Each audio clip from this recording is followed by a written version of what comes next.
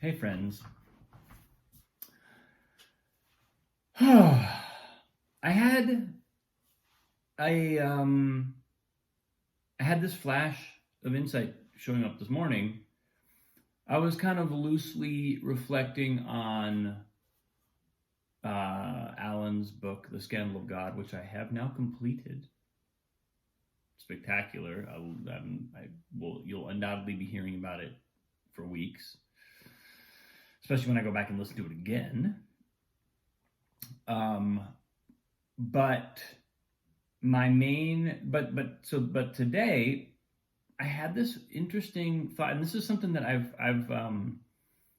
believe I've had this thought before, but something about seeing it in relation to what Alan is saying about where we are as a species and as a culture, and the kind of how he envisions a conversation taking place between atheists and religious traditionalists and scientists and secular philosopher, all the kind of different departments, I guess, of human investigation. He imagines in a really beautiful way a conversation among them where we kind of understand our limits. We understand what questions we are actually trying to answer and what questions we're capable of answering, and then we understand what questions we're not capable of answering, or what forms of inquiry don't lead to answers in certain domains. Like, for example, scientific inquiry, scientific investigation, most of the time doesn't lead to answers in the moral domain. It leads to answers in the technological and the how-to domain. But that's why you need another. That's why another realm of inquiry is actually kind of not a bad idea to have in the mix. So this morning, though, what showed up was I was thinking about nihilism. It's one of the things that Alan repeatedly laments in his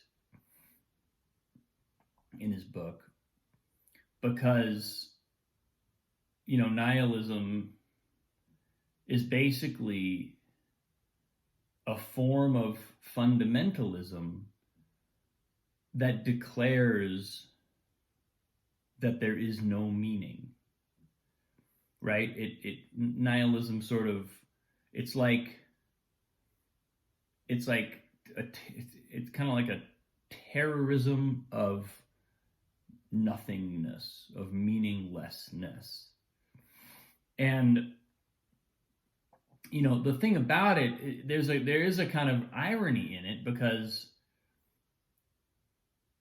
it's often so, nihilism as a stance is often so aggressive and so destructive. You feel the destructive intent of nihilism against other forms of meaning. Nihilism is like trying to strip everything else down because it wants to be able to verifiably and justifiably assert that nothing means anything. So other forms of meaning are inherently a refutation of nihilism, so they deserve our ire. We need to tear them down. Not necessarily a great place to be, or a great place to build a human conversation from, because all we can say if we are nihilists is, nothing means anything, so we should do the best we can, or we should operate in the way we want to, in the way that works best for us. It's all kind of a solipsistic, I choose what I want, how I want. I can choose to engage with other people or not, depending on whether I want to. But there's no human imperative. There's no underlying responsibility to others. because we're nihilists. Nothing means anything. It doesn't. Nothing really matters. My relationships don't matter. My emotions are just my emotions. It's probably just brain chemicals in my brain making me feel a certain way. Nothing really means anything. And there's something. So anyway. So I thoroughly agree with Alan as in his kind of indictment of nihilism as a really unhelpful stance when it becomes this kind of fundamental, like nihilist fundamentalism. However, the reason why I think nihilism has emerged is because, so I come from the sort of Buddhist yogi angle. I'm not saying that I'm a Buddhist or a yogi. I'm just saying that these are the philosophies and traditions that have informed me in a deep way and led me to view nihilism as so in those traditions, or certainly in Buddhism, there's a sense of striving to understand that all meaning is created by our minds. There's no such thing as meaning in the world that is free of context. Everything is context dependent. And as we go on a journey of embracing that, and ultimately, in the Buddhist tradition, we're embracing our own essence as nothingness, as formless being, no attributes, no mind, pure consciousness. So in other words, that conception completely dissolves any sense of self.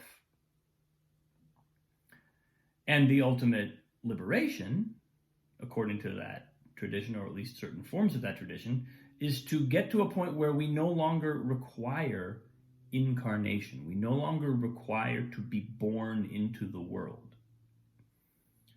Because we've learned everything that there is to learn here, and so we're liberated into our ultimate essence. On the way to that, we're going to deconstruct virtually every form of meaning making and virtually every form of context that we experience, because all of them are ultimately going to be found to be finite, non-infinite, existing, not non-existing. They're going to be form, not consciousness.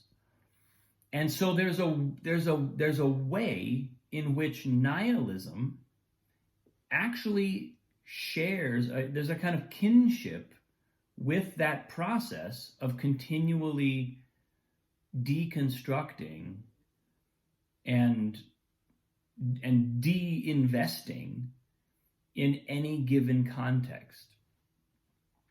Now, I think there's a massive difference between nihilism and enlightened liberation. I'm not saying they're the same.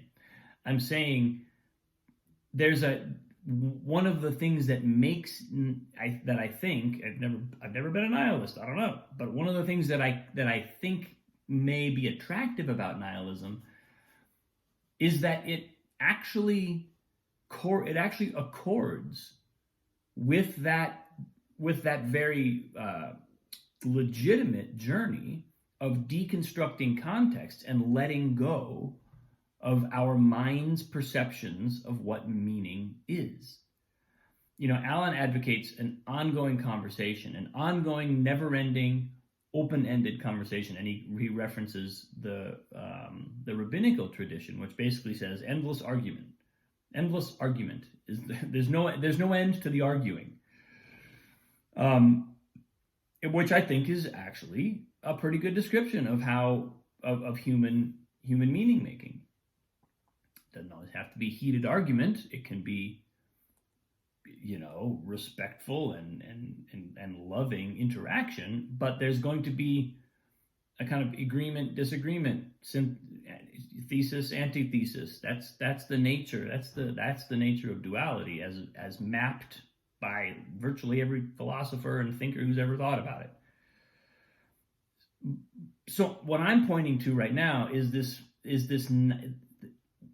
where nihilism sits in that process. It's almost like, because the thing is, from what I've gathered from the yogic tradition and from my practice in meditation and various kind of spiritual, physical disciplines, is that once we let go of the mind's idea of what meaning is, we start to have experiences that are undeniable. For example, in the yogic tradition, Ananda is the sheath of bliss, of unconditional joy, that is the first layer of existence. So as we come into being out of nothingness, the first thing we experience is unadulterated, unconditional joy and bliss.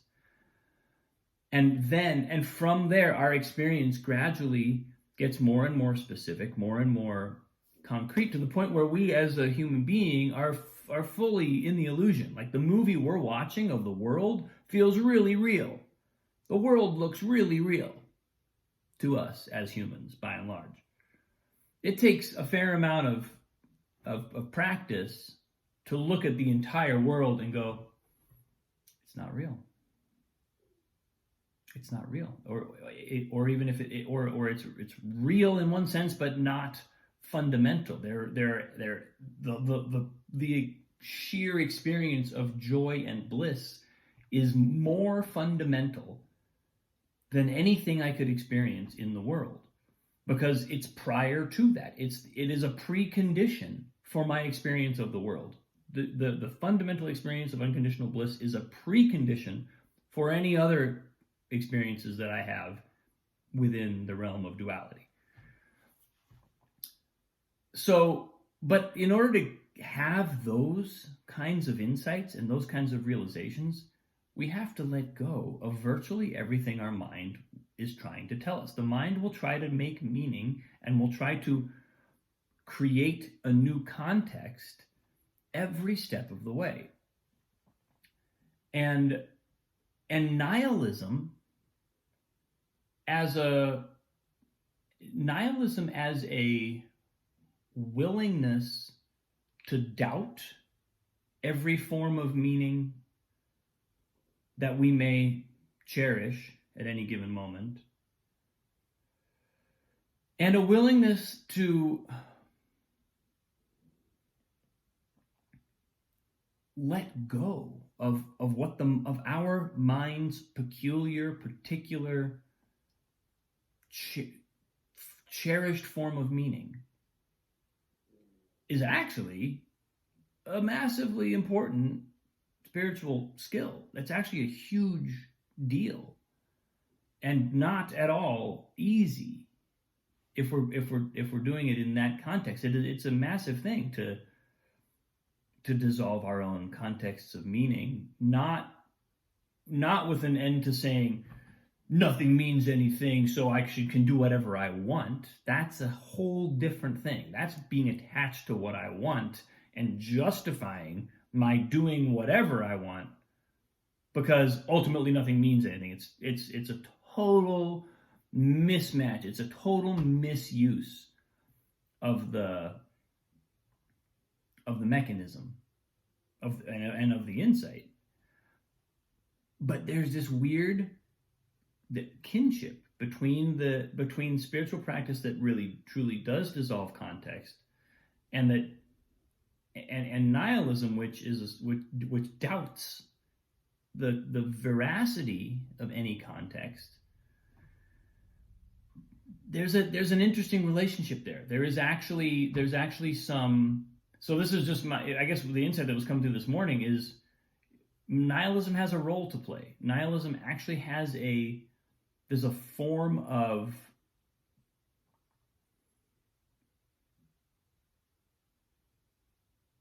spiritual probing that it actually offers. And as long as we're not attached to it, we will have we can actually implement it in a genuinely helpful, a genuinely beneficial way. I've probably got more thoughts coming through on this, but my post is getting long, so I'm going to come back to you tomorrow. Thanks for watching, folks. I appreciate you. Have a great day. I'll see you.